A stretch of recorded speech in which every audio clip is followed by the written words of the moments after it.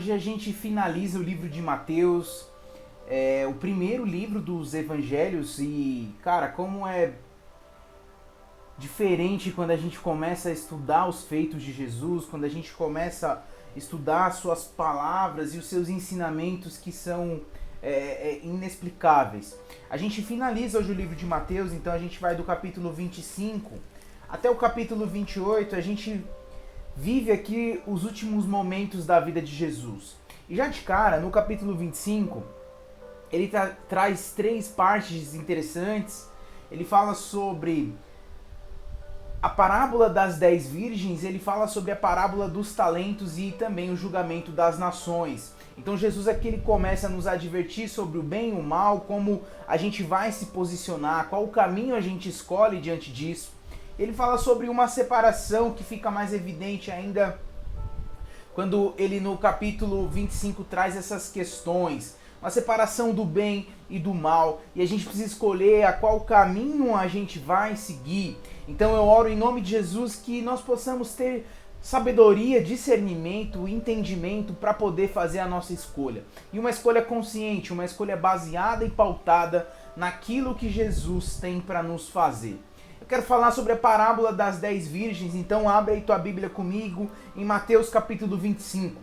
Mateus capítulo 25, a parábola das 10 virgens, você deve ter ouvido muitas vezes essa palavra, essa pregação, você deve ter muitas vezes ouvido estudos a respeito dessa mensagem, mas eu tenho certeza que Jesus vai falar algo novo ao teu coração também, em nome de Jesus. Então, Mateus 25, ele começa falando da parábola das 10 virgens e que vem logo em seguida de um discurso sobre o fim dos tempos, né? Uma mensagem de pura escatologia de Jesus lá no capítulo 24. Ele diz que o dia e a hora são desconhecidas, que é chegado o tempo, né? Os tempos, os sinais do final dos tempos. E aqui, esse começo, essa parábola das 10 virgens é uma espécie de continuação disso que ele está fazendo. Então Jesus usa o exemplo de um casamento judaico. Era costume que o noivo ele fosse acompanhado de seus amigos até a casa da noiva que o esperava, ali com suas damas de honra, né? Aqui a gente pode simbolizar ela através das virgens, que ao serem avisadas da chegada do noivo, do esposo, daquele que iria ali buscar ela em casamento, então elas devem sair com as suas lâmpadas e iluminar o caminho do noivo até a casa onde seriam celebradas essas núpcias. Então essa é a ideia, essa é um pouco aqui da mensagem que ele traz. Eu quero trazer 6 lições sobre as 10 virgens. A primeira lição que a gente traz com essa história aqui é que todas eram virgens. Eu tenho visto algumas mensagens falando sobre a qualificação dessas virgens e tudo mais. Então, todas eram virgens. Historicamente, a virgindade está ligada à religiosidade, ao que é sagrado, à pureza. Na parábola, tanto as prudentes quanto as virgens loucas, elas são virgens. Então isso não significa que alguns perdem a salvação, e sim que alguns outros nunca nem se interessaram por ela, nem buscaram. É uma mensagem, uma menção que ele faz aqui nessa parábola. A parábola ela começa e termina da mesma forma, ou seja, 5 virgens prudentes e 5 virgens que estavam imprudentes. Então, se aqui nessa mensagem a virgindade se refere à religiosidade, à pureza, então a gente pode perceber que por si só isso não salva ninguém. Isso não é uma motivação suficiente para que alguém seja salvo. A segunda lição que eu tiro dessa parábola é que as aparências elas enganam, elas sim enganam e enganam muito. O contexto aqui nos faz entender que todas eram iguais. Todas começam iguais. Quando a história começa, todas estão numa posição de igualdade. E era impossível de serem separadas ou apontadas como boas ou como ruins. Assim como nós, não dá para separar quem realmente serve ou não serve a Deus por aparência, por aquilo que você olha ou por aquilo que você pensa a respeito de alguém. Muitos de nós, eles podem até ser eloquentes nas palavras, nas suas orações, manifestar talentos e até mesmo dar alguns frutos, mas ainda assim nós não podemos enganar uns aos outros, mas nós não podemos enganar ao Senhor. Eu posso enganar, você pode enganar, mas ao Senhor ninguém consegue enganar, a gente pode até de alguma certa forma se confundir ou trazer uma certa imagem diferente daquilo que realmente é, mas ao Senhor nada passa despercebido. Agora Jesus ele usa uma resposta no verso 12 que diz que não conhece a elas apesar de sua aparência e de seus frutos. Olha o que ele diz lá, Mateus 25, versículo 12. Então, versículo 11 diz que assim, antes tarde vieram também as outras e disseram, Senhor, Senhor, abra a porta para nós. E ele responde, a verdade é que eu não as conheço, portanto vigiem, porque vocês não sabem o dia e nem a hora, ou seja, eu não as conheço.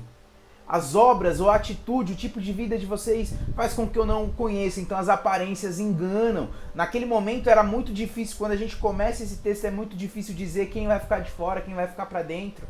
As lâmpadas se apagaram talvez aqui a terceira lição que eu tiro disso aqui. Então se por um momento é difícil discernir quem é quem por serem de repente aparentemente iguais, nas atitudes é que você separa as prudentes das imprudentes. Quando a gente olha para a lua, por exemplo, durante a noite, a gente fica admirado pela sua luz, mas logo pela manhã vem a verdade à tona e a gente fica sabendo que ela não tem luz alguma, ela reflete uma luz que não é dela, ela reflete ou tira, é colocada em uma posição que não lhe pertence. Então assim também é com muitos de nós que tentam sustentar uma fé vazia, uma fé baseada em falsas expectativas. E eu tenho certeza que Deus não nos chama para viver falsas expectativas. Deus nos chama para que a gente vive uma verdade que transforma e que nos leva a uma nova vida. Deus não nos chama a ser pessoas que se iludem na fé, mas sermos preparados para a sua vinda, assim como as noivas prudentes. A quarta lição dessa mensagem é que o azeite é pessoal. Seja a graça de Deus ou a presença do Espírito Santo, ambos os significados para o azeite aqui é que ele é insubstituível, ele é indivisível e é notório na vida daquele que é salvo em Jesus Cristo. O azeite é pessoal, eu não posso carregar uma dose de azeite ou de presença do Espírito Santo ou da presença e da graça de Deus para a tua vida. Isso é algo que é cada um que busca, ninguém pode se salvar por mim. Então, quando aquele homem, quando aquela mulher é alcançada, a regeneração é algo palpável. Esse azeite ele não pode ser dividido, ele é pessoal, ele é intransponível. Ninguém pode fazer por nós aquilo que é nossa responsabilidade, o nosso compromisso. Então a gente precisa tomar decisões importantes, tomar decisões que venham trazer impacto para as nossas vidas. A quinta lição dessa mensagem, o azeite não pode ser obtido por esforço humano. Talvez as virgens imprudentes levaram o azeite por acharem que o noivo viria logo, ou não fosse necessário, que fosse acontecer de uma forma tão rápida que elas nem precisariam daquele azeite. Talvez o azeite naquele momento reflete um esforço, reflete um algo a mais que você precisa fazer. Agora, quando eles percebem que ele demorava para chegar, começa a bater o desespero. É quando a gente está num ambiente ou quando a gente está numa fase da vida que a gente percebe que a presença de Deus demora ou que as respostas demoram, começa a nos bater um desespero e a gente vê que não buscou o suficiente. Talvez quando você olha para o lado e vê o milagre acontecendo na vida de alguém que tem se colocado aos pés de Jesus e você começa a se questionar se de fato você está mesmo buscando a presença dele. Muitos de nós agem de uma forma imprudente com a vida espiritual, deixando para depois ou acreditando que nas segundas ou inúmeras chances que a gente vai receber. A parábola ela termina com essas 10 virgens batendo a porta, mas é tarde demais. Elas acabam sendo rejeitadas, elas ficam para fora. Elas ficam de fora do momento que foi preparado para elas. Elas ficam de fora do momento onde o Senhor desejou que elas estivessem lá dentro. E não é culpa de Deus que elas ficaram de fora, é culpa delas mesmas. Então pode ser que elas quisessem demonstrar no noivo ali naquele momento final o seu esforço para arrumar o azeite. Mas muitas vezes Deus não deseja de nós esforços e sim prudência. Nossa responsabilidade sendo assumida, os nossos compromissos sendo honrados com excelência. Eu acredito que Deus não deseja que a gente venha fazer as coisas de última hora, num desespero, ou em uma atitude desesperada, mas sim uma atitude de prudência, uma atitude que revele a nós um coração que tenha prazer em colocar diante de Deus honra nos nossos compromissos. E prudência, vigilância é a sexta lição que essa mensagem me traz. Há muitas divergências quando a gente fala de prudência ou da atitude dessas virgens aqui. De fato, ambas, todas dormiram, ou seja, o motivo que quando diz aqui que elas dormiram, diz aqui sobre um sono não ser uma motiva delas ficarem de fora. A questão é sobre ser prudente, em terem nas suas mãos aquilo que é necessário para seguir os propósitos das nossas vidas. A lição principal dessa parábola é sobre vigiar, sobre cuidar das nossas obrigações, dos nossos compromissos. A vigilância prudente, ela nos prepara para longos caminhos, grandes esperas. Então, quando eu me preparo para aquilo que há por vir, eu não fico perdido, eu não fico para trás no caminho. Não é fácil a espera. Não é nada fácil esperar. Eu dou um exemplo simples, prático das nossas vidas aqui. Por exemplo, você está ali na fila de um banco, na fila de um supermercado. Quando a fila é pequena, tudo bem, você espera e está tudo certo. Acontece, você não perde muito, você não fica bravo por aquilo. Você já sabe que já vai ser atendido. Mas quando essa fila é grande, muitas vezes a gente começa a ficar irritado, a gente fica ansioso, causa uma pressa que nos faz muitas vezes desistir, ir para outro mercado, ir para outro banco, sei lá. A gente busca outras opções. E é assim talvez com a nossa vida com o Senhor. No nosso processo de espera, muitos de nós deixam de lado, seguem outros caminhos, acreditando não valer a pena esperar em tudo que está acontecendo. Então, essa mensagem aqui traz um ensinamento sobre vigilância, e é isso que a gente precisa entender. O capítulo 25 continua com outras parábolas, e no 14, do versículo 14 ao 30, ele fala da parábola dos talentos. Então, um homem rico vai a uma viagem, ele deixa ali orientações, ele entrega sementes específicas para cada um de seus funcionários, ele entrega para um, ele entrega 10, para outro ele entrega 5, para o terceiro ele entrega 1. Aqui fica muito claro que ele não queria deixar as suas posses, ou seja, o seu dinheiro parado, o que ele tinha parado. Ele esperava que os seus funcionários multiplicassem, valorizassem aquilo que ele os confia. A ideia se desenvolve e ele colhe frutos diferentes de cada um deles quando ele retorna da sua viagem. Agora, o que é interessante é que ambos multiplicam o que receberam, a não ser o terceiro, que foi o que recebeu menos. E aí ele começa a trazer uma ideia muito diferente aqui. Ele guarda ali os talentos com medo do patrão, ele guarda as sementes, o que causa um grande problema para ele. Ele acaba justificando ou trazendo de uma maneira muito covarde, ele começa a jogar responsabilidade no outro daquilo que ele não faz. Ele justifica, ele começa a colocar o patrão como um cara severo, como um cara ruim. Ele começa até, de uma certa maneira, como eu disse aqui, covarde nas suas atitudes, que impedem de avançar naquilo que foi proposto para ele. E eu quero deixar também algumas lições sobre essa parábola.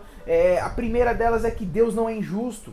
Deus não concede talentos, e aí eu falo de dons, habilidades ou até mesmo oportunidades. Deus nos concede, isso de acordo com a nossa capacidade, com a nossa busca. Deus não seria injusto de nos confiar algo que a gente não pudesse cuidar.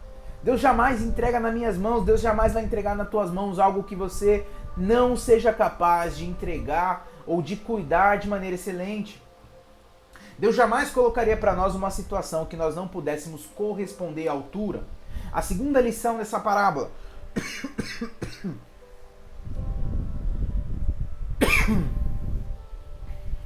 Bom, a segunda lição dessa parábola é que o pouco com Deus ele se torna muito. Muitas pessoas elas questionam o servo mau ou o servo inútil, como algumas versões colocam, pelo fato de ele receber apenas um talento e por isso talvez ele não dê resultados. Muitas pessoas colocam o fato de você receber menos oportunidades ser uma justificativa para que você não dê frutos. Isso é um grande erro. O que a gente não presta atenção é que esse talento ele corresponde a um montante aqui de 20 salários acumulados. Quando eu parei para refletir um pouquinho e trazer essa mensagem, eu falei, poxa, eu preciso buscar algumas referências para entender o que eram esses valores. Então a gente não está falando de pouca coisa. É sim, claro, baseado ao que os outros receberam, é uma diferença grande, mas ainda assim já era muita coisa. Então mesmo que pareça pouco o que Deus nos confia, é muito mais do que o suficiente para a gente causar grandes impactos, por passarmos ao quem a gente quer alcançar. A nossa atitude faz aquilo que parece pouco se tornar muito nas mãos do Senhor. É só a gente lembrar da história da multiplicação. Eles não tinham nada, eles tinham 5 peixes, 2 pães. Eles tinham muito pouca coisa e aquilo se torna uma multidão nas mãos do Senhor. A terceira lição é que de fato nada é nosso. Os talentos não são meus, eles não pertencem a mim, eles foram a mim confiados. Nós somos hospedeiros dos talentos de Deus. Nada nos pertence. Nossa função é zelar, administrar por aquilo que Deus nos confia. Algumas pessoas elas começam a se vangloriar e outras até se acovardam diante das suas realizações, das suas capacitações. Elas não conseguem enxergar que terão que prestar contas um dia ao seu verdadeiro dono, ao Criador, por aquilo que foi confiado e que elas, por alguma certa forma, foram negligentes. E aí eu quero refletir, você tem utilizado os talentos de Deus? De qual forma você tem colocado os talentos de Deus? Como você tem aplicado esses talentos? A quarta lição é que nós devemos multiplicar o que Deus nos dá.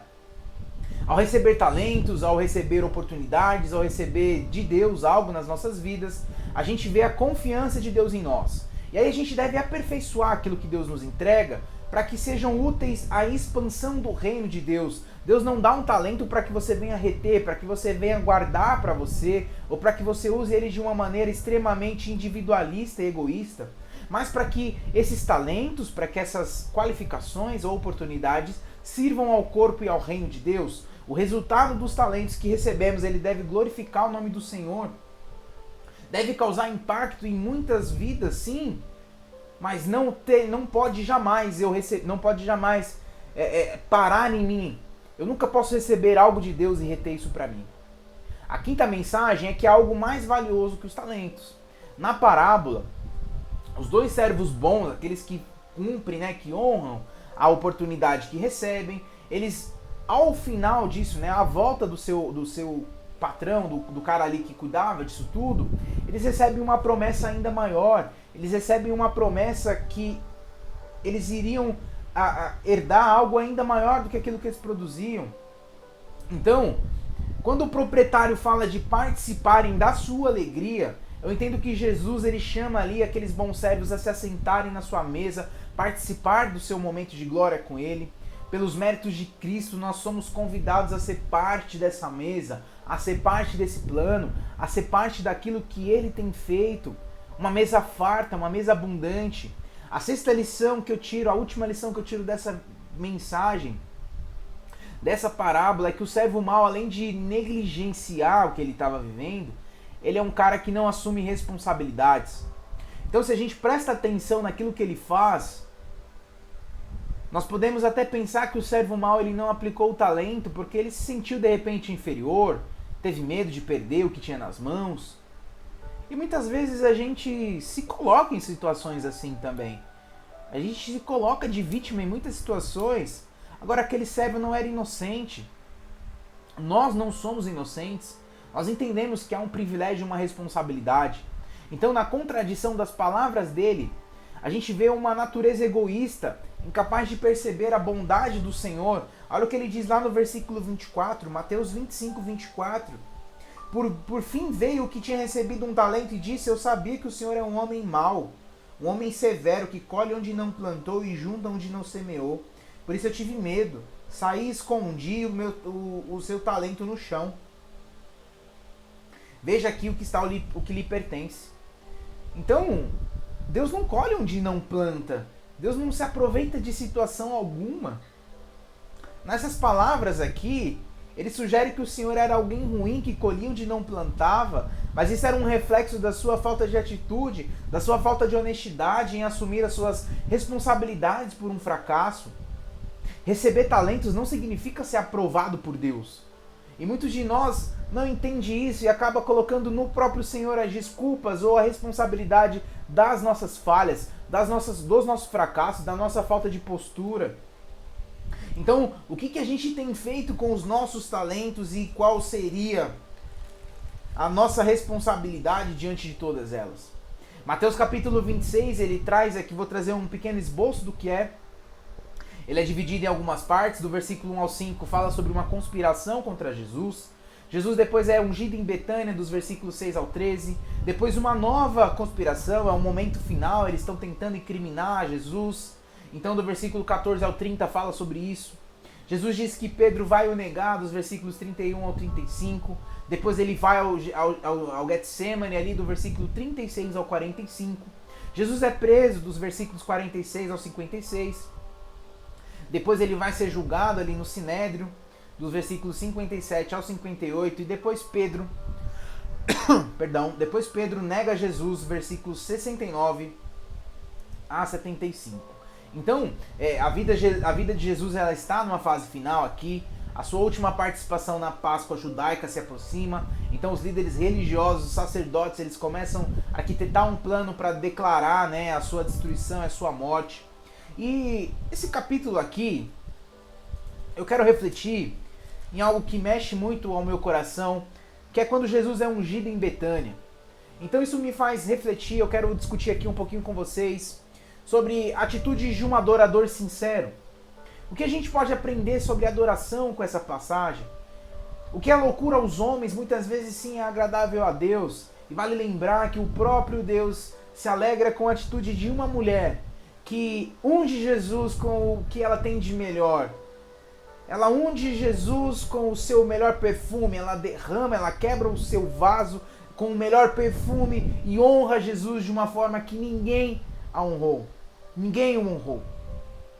Eu quero deixar aqui algumas lições, eu quero discutir alguns pontos sobre essa mensagem, porque primeiro ponto para entender a atitude de um adorador sincero é que essa pessoa ela se aproxima de Jesus, ela se entrega, ela se derrama a Jesus. A primeira atitude de um adorador ela é chegar mais perto daquele que está sendo adorado, e no caso a gente sabe que a nossa adoração é somente a Jesus. Olha o que diz aqui, Mateus 26, versículo 7. Aproximou-se dela, estando Jesus em Betânia, na casa de Simão, leproso. Versículo 7, aproximou-se dele uma mulher com um frasco de alabastro contendo um perfume muito caro. Ela o derramou sobre a cabeça de Jesus quando ele se encontrava reclinado à mesa. Então a primeira atitude de um adorador sincero é se aproximar de Jesus.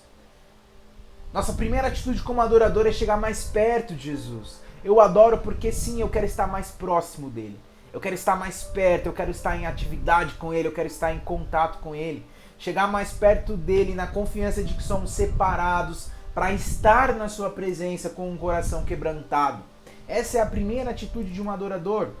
A segunda é que nunca chegamos de mãos vazias.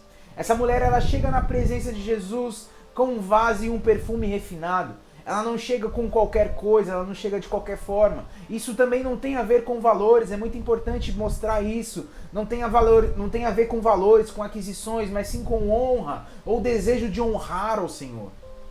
Muitos de nós buscam a Deus esperando um retorno ou o que nós podemos receber em troca, mas essa mulher, ela nos ensina a chegar nele com o que de melhor a gente pode dar. Enquanto você dá a sua melhor adoração, involuntariamente pode receber a sua cura, as suas respostas, libertação e tantas outras bênçãos do Senhor. Mas é necessário a gente entender que diante do Rei nunca se chega de mãos vazias. Então ela chega com o melhor que ela tem. A terceira lição é que um verdadeiro adorador, a gente vai entender que sempre dá o que tem, sempre dá tudo, não deixa nada, você sempre dá tudo o que você tem. Outra característica interessante do adorador é entregar de fato tudo que tem. A palavra diz que o vaso de alabastro estava cheio. A palavra diz que o vaso estava cheio. Então essa mulher ela poderia ter guardado uma parte, ela poderia separar uma reserva, mas ela traz o vaso cheio, ela está disposta a derramar tudo para que ele seja exaltado. E a gente não deve ser mesquinhos ou entregar ou fazer algo de qualquer forma para Deus. Muitas vezes a gente poupa, reserva algo ao Senhor. A gente não dá o nosso tempo, ou até mesmo as nossas melhores ofertas, pensando naquilo que podemos fazer de uma forma humana, limitando a nossa adoração. Automaticamente a gente limita o nosso acesso. A Bíblia relata como o perfume era como um bálsamo precioso. É a quarta sentido, a quarta lição de um verdadeiro adorador. Ele traz sempre algo que é precioso, ele nunca traz qualquer coisa.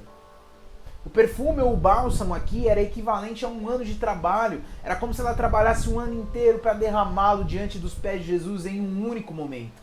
É como se todo o esforço dela de um ano de trabalho fosse colocado e derramado em um único momento. E com toda a alegria do mundo. Acontece que ela é censurada pelos discípulos, mas no final das contas ela agrada o coração de Jesus. Muitas vezes nós vamos desagradar pessoas que nos cercam. Muitas vezes nós vamos desagradar pessoas que estão do nosso lado. Seja amigos, esposa, marido, filhos. irmãos na igreja, mais a gente tem que buscar agradar o coração de Deus, fazer escolhas que venham trazer essa alegria do coração do Senhor.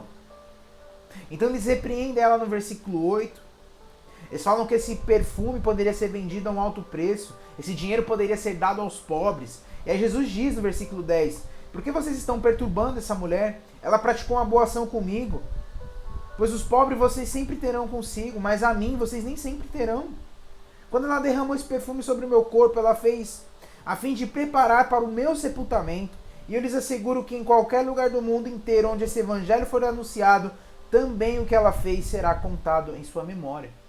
Nós não sabemos o nome dessa mulher. A Bíblia não relata o nome dela, mas a Bíblia diz aqui, Jesus faz com que ela seja lembrada.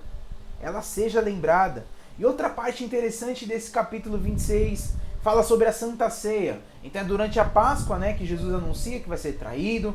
Eles estão à mesa, é um momento de muita aflição, nervosismo, em meio a um momento também de comunhão. Então você imagina aqui o contraste de emoções que é colocado nesse momento. Agora, um momento onde tradicionalmente todos estariam comemorando, agora estão todos aflitos com as revelações que Jesus faz.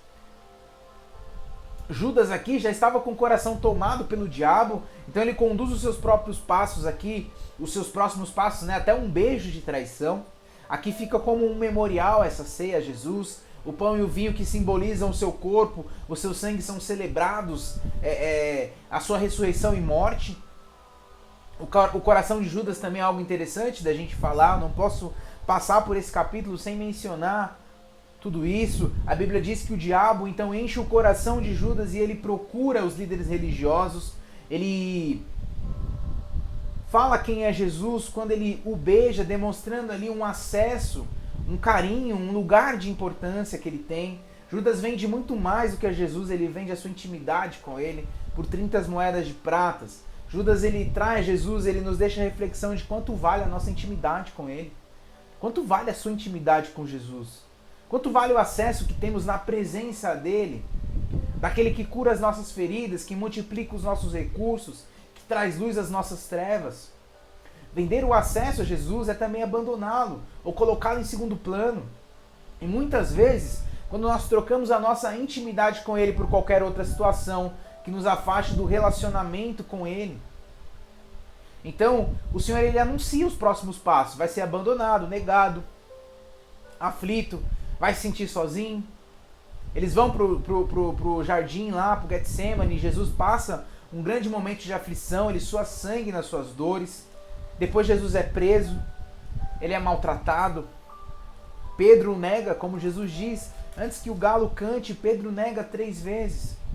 Esse fato deixa Pedro extremamente destruído, deixa Pedro extremamente magoado. E uma diferença entre Pedro e Judas, a gente vai ver isso acontecendo também no capítulo 27. Vai falar no capítulo 27 sobre o suicídio de Judas, do versículo 1 ao 10. Então Jesus vai depois estar diante de Pilatos, do versículo 11 ao 26. Os soldados zombam de Jesus. A crucificação, a morte, o sepultamento, a guarda do sepulcro são assuntos do capítulo 27. Mas talvez a mensagem mais importante desse capítulo é o remorso de Judas, que ao perceber o que faz, Judas fica cheio de remorso e ele volta aos oficiais, mas já era algo tarde. Ele não imagina as consequências da sua traição, mas o que ele iria fazer é mencionado aqui, não é mencionado no texto bíblico. Ele sabia que havia traído sangue inocente, ele admite que Jesus não era digno de morte. Judas decide que precisa se livrar do dinheiro que recebe ali como se fosse um lembrete da sua traição, consequência do seu pecado.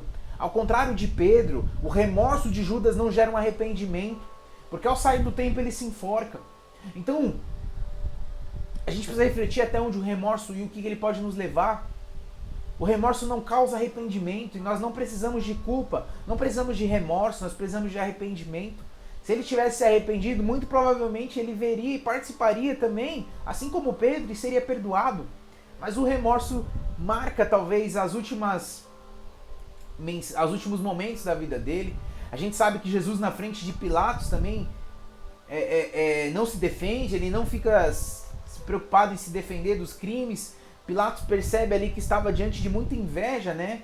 Que os líderes religiosos tinham de Jesus, que ele não tinha cometido crimes nenhum. Ele joga tudo isso para um costume popular, que era libertar um dos presos na Páscoa. O povo clama por Barrabás. O povo clama por Barrabás. Isso nos mostra a nossa incoerência, como nós somos oportunistas, parciais, injustos, influenciáveis por aquilo que é mal. Pilatos lava suas mãos dentre a escolha do povo, condena Jesus à crucificação e liberta Barrabás. E o último capítulo do livro de Mateus fala sobre a ressurreição de Jesus. Aquele que morre na cruz, aquele que cumpre, né, a profecia, cumpre aquilo que estava, aquele que se sente sozinho. Jesus na cruz diz: meu Deus, por que me abandonaste? Aquele que se sente sozinho. Jesus, naquele momento, se sentiu abandonado. Não porque Deus tinha o abandonado, porque Deus em momento algum o abandona, mas porque naquele momento Jesus carregou sobre si todo o fardo de pecado. E o pecado o afasta por um instante do Senhor. Mas não era o pecado dele, mas era o meu pecado, era o seu pecado, era o pecado da humanidade. E naquele momento há um afastamento de Deus que ele nunca viveu na sua história. Ele nunca tinha se afastado do Pai por um só segundo. E naquele momento, ao carregar aquele fardo de pecado, ele se sente sozinho. E é exatamente essa dor que ele carrega. Mas o Evangelho fala sobre uma mensagem de ressurreição. O Evangelho fala sobre uma mensagem de vida. E talvez o maior poder do Evangelho, o maior poder da mensagem do Evangelho está na ressurreição de Jesus. A ressurreição dele é o maior pilar que compõe as doutrinas fundamentais da nossa fé. Aqui se cumpre o que ele já havia dito aos seus apóstolos, que ressuscitaria ao terceiro dia. E é interessante, porque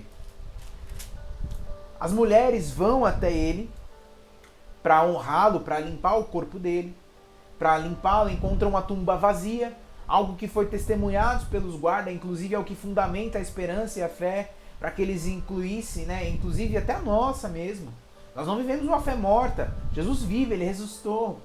Então o Senhor prova que nem mesmo a morte poderia vencê-lo. E sob seu poder e autoridade, ele também ordena que os seus discípulos continuem a sua missão, anunciando a mensagem de um reino de vida eterna.